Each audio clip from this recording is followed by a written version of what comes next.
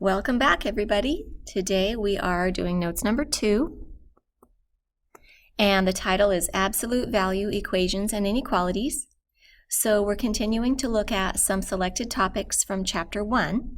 We're not going through every single topic, but just kind of hitting the highlights.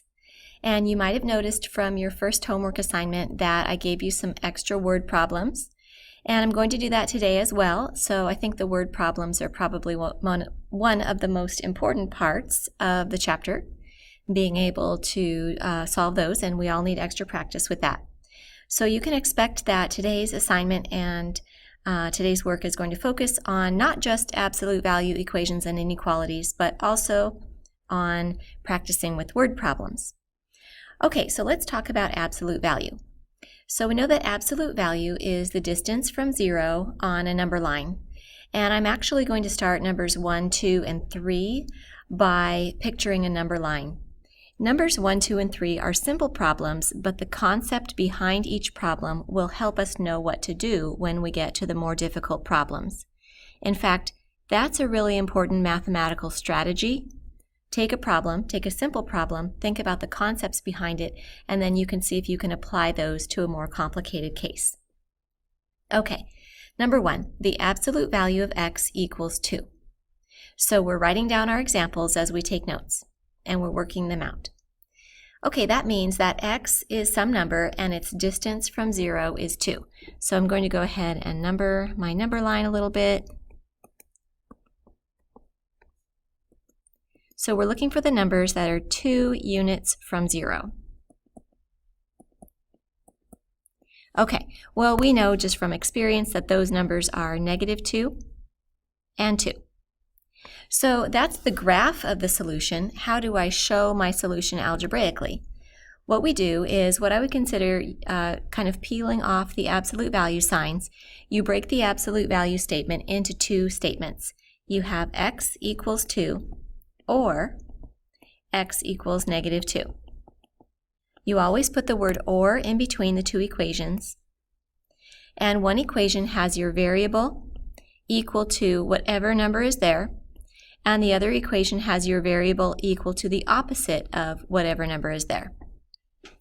And you'll notice that that statement matches with our graph. So then, suppose we want to look at number 2, the absolute value of x is less than 2. So not equal to 2, but less than 2. Let's picture that number line. We're looking for numbers x whose distance from 0 is less than 2. Remember, you can always pause if you need to when you're taking notes so that you have time to write things down. You can always go back. And if I'm going too slow, you can speed up the video and be entertained by the double time voice. Okay, so numbers that are less than 2 units from 0.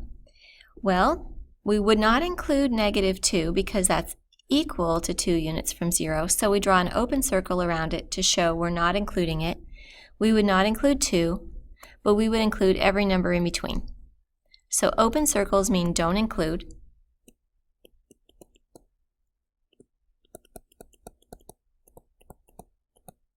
And closed circles mean do include. We could say exclude or include. Okay, sometimes people use a different notation for include and exclude. So if you see a round bracket, that means exclude or don't include. And if you see a square bracket, that means include. All right. So then algebraically, how would we express the answer that we're looking at here on the graph? Well, remember how with number 1, we broke it down into 2 statements with the word or in between? This one we can break down into 2 statements as well.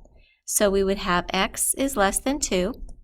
That comes directly from here, x is less than 2. And then we have and x is greater than -2. So we still have our x, but then we switch this around to a greater than, and we take the opposite of that number. So when you see an and statement in math, it means both have to be true. So x has to be both less than 2 and greater than negative 2. And you can see that that is what we have graphed.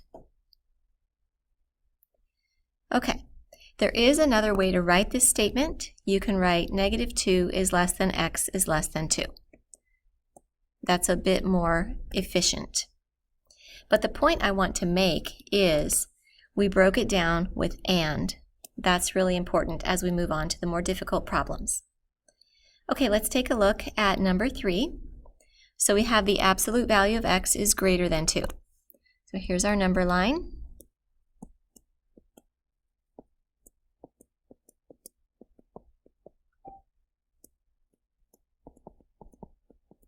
Okay, so we're not going to include 2 because its absolute value is equal to 2, not greater than 2. But the numbers larger than 2 would be included. 3 has an absolute value greater than 2. 4 has an absolute value greater than 2. 2.1 has an absolute value greater than 2, and so on. And then we're not going to include negative 2, but anything below it we want to include. So then how are we going to write this algebraically? We have x is greater than 2, so we see that over here, or x is less than negative 2. We see that over here.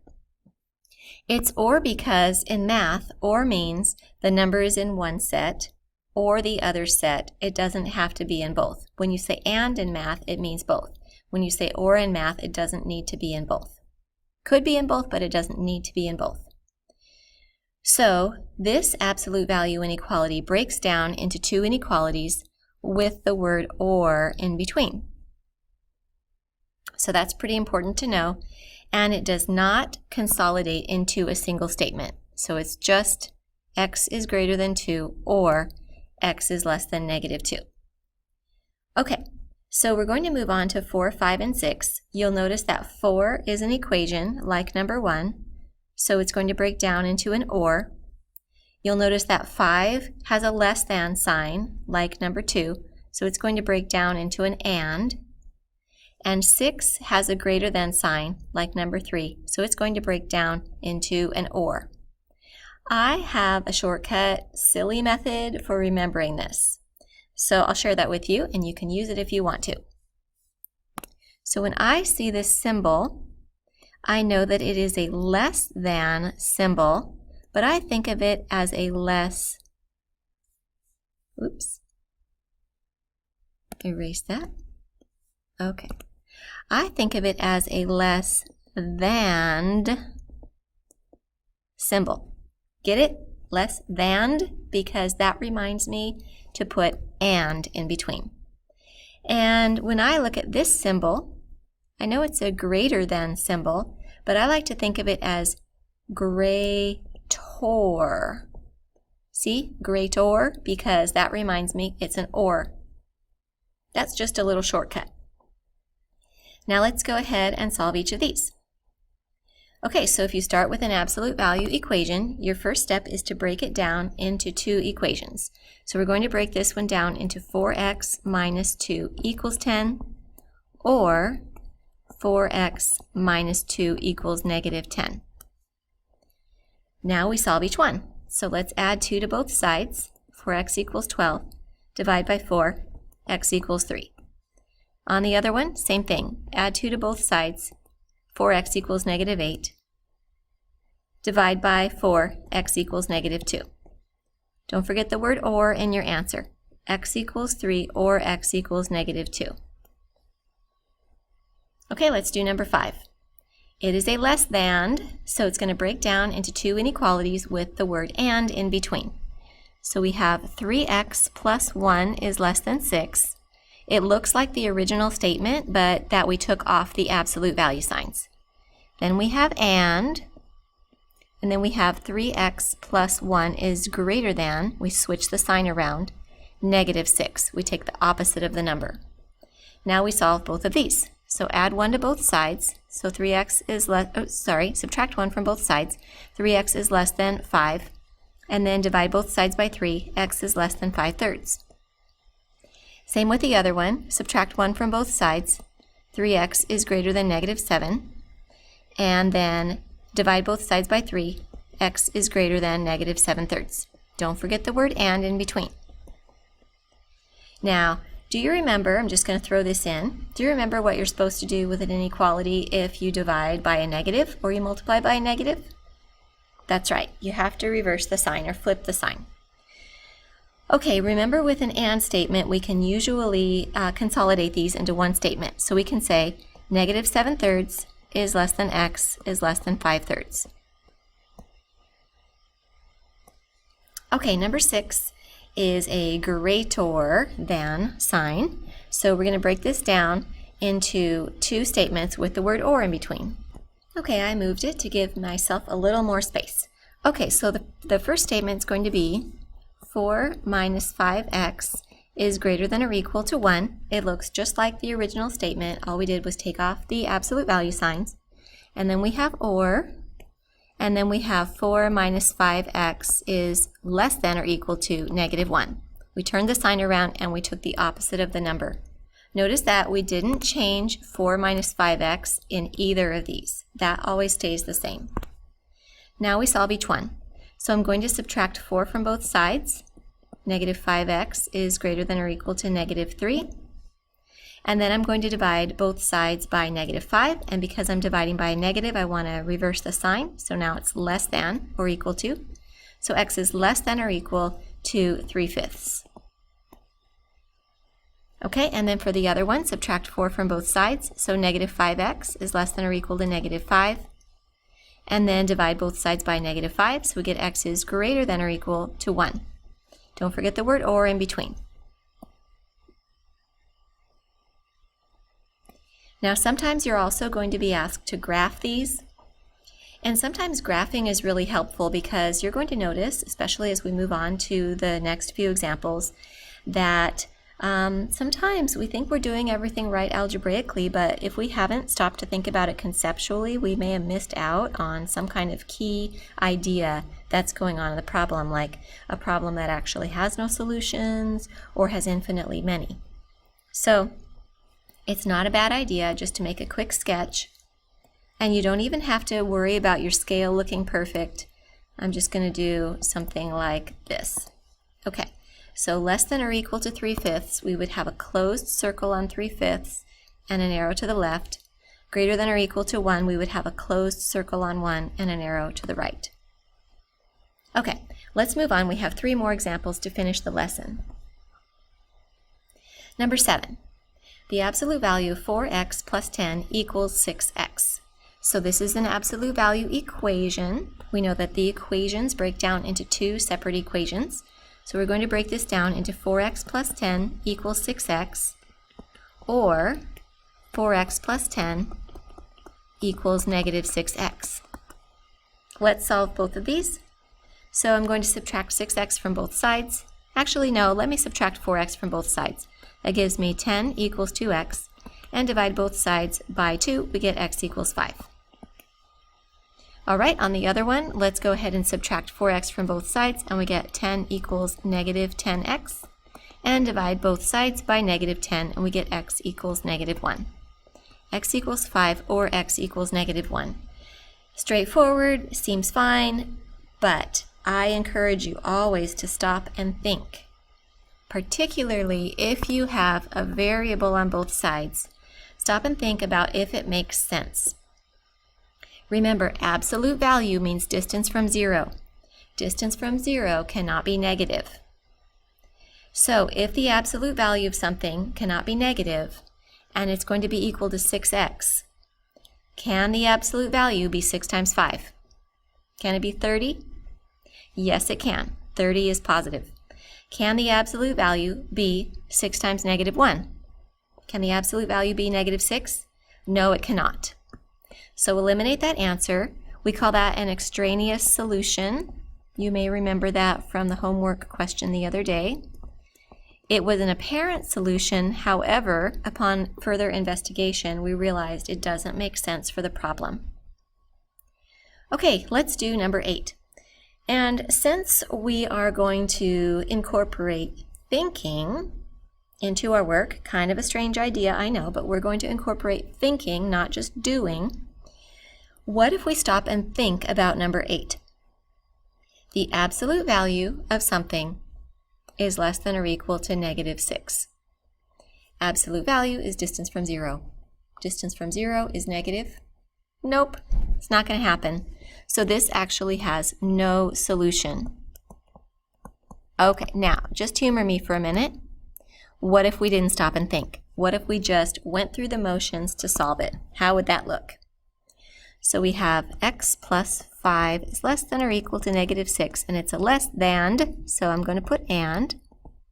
X plus 5 is greater than or equal to 6. Reverse the sign, take the opposite of the number. Now we solve them both. X is less than or equal to -11, and x is greater than or equal to 1. Now remember, we're talking about an and situation where both of these have to be true. So how can x be less than or equal to -11 and greater than or equal to 1? There are no numbers that satisfy both, so that's why there's no solution. So you can figure it out algebraically if you stop and think about it when you get to the end, or you may just want to stop and think about it before you go through all those steps. Okay, number 9, our last one. The absolute value of something is greater than or equal to -1. Let's stop and think. Does it make sense for the absolute value to be greater than or equal to -1? If absolute value is never negative, it's always 0 or positive, then yes, obviously it must be greater than or equal to -1 all the time. So this is actually going to be all real numbers. Think that through. Okay, but what if I didn't stop and think and I just was going through the algebra? How would that look? Well, it's a greater, so we're going to write -x, or opposite of x, minus 2 is greater than or equal to -1, or for greater, the opposite of x minus 2 is less than or equal to 1. Okay, let's solve both of these. Let's add 2 to both sides and divide both sides by -1. Reverse the sign. Okay, add 2 to both sides. Divide both sides by -1. Reverse the sign. X is less than or equal to -1 or greater than or equal to -3. Let's picture that. Here's -3. Here's -1. Less than or equal to -1 does this. Greater than or equal to -3 does this. And remember, it's an or, so it can be in one set or the other set or both. So it is the entire number line, and that would be all real numbers. Okay. So, of course, let me know if you have any questions about this. And here is your assignment for today. So some of these, a lot of these are going to be absolute value inequalities and equations. I think I made up a new word, inequations. But some of them are also going to be just a potpourri of problems from the chapter, just to give us exposure to all the little things in chapter 1. And I have thrown in, sorry, losing my ability to speak here. I have thrown in a couple of extra word problems from page 33 and from page 59 for your enjoyment.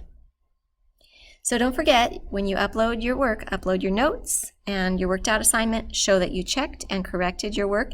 And if there's anything that you don't understand how to check or correct, you're going to just save those and ask about them in class next time, or schedule a time to meet with me.